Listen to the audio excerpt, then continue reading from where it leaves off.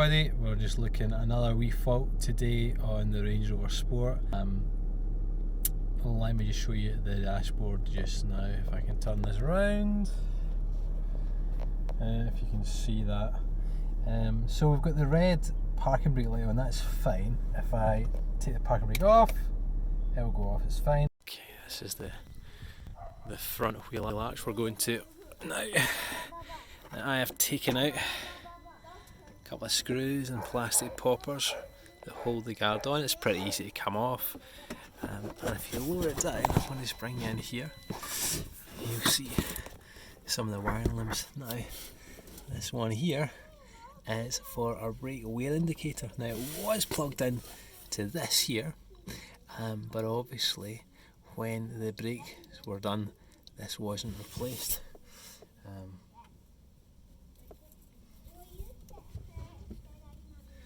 What we can do is a wee test. I've literally got this bit of copper core, that's all it is, a little bit of wire.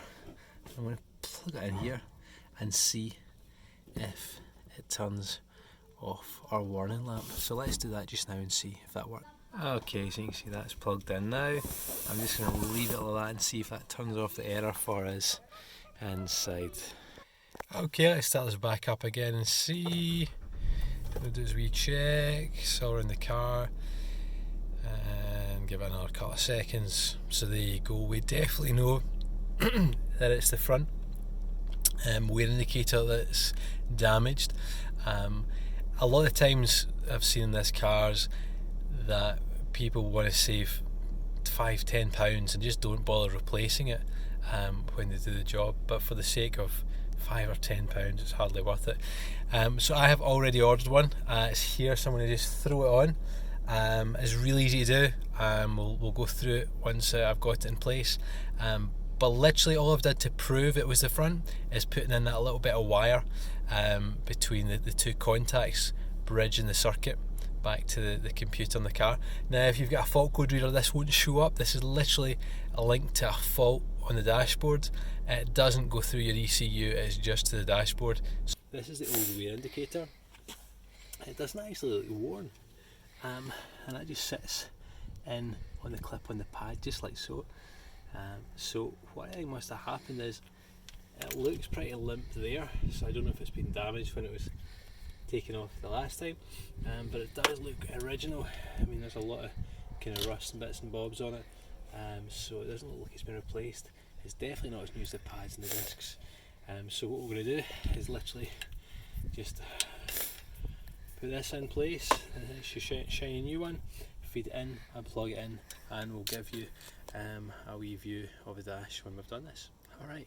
Okay folks, that's the new wear indicator been put in, and I don't know if you can see up in here, but someone sent me the wrong indicator. They sent me one to the rear instead of the front.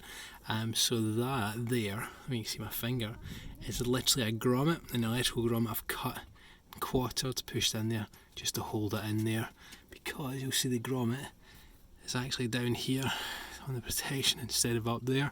Just the wrong one that's been sent. However, it fits. I've done a little bit of hacking to make it work, and let's go and have a look and see in the driver's seat what happens when we turn this on. Okay, right, so new wear indicator on the passenger front.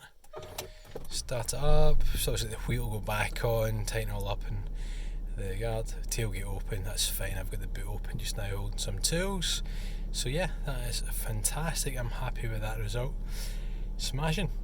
Okay folks, stay tuned. There is another couple of videos coming on this car. There's a couple of other funny faults I'm going to go through. One of them being is when you open the car, the mirrors don't always pop out, and also the driver's seat sometimes moves by itself.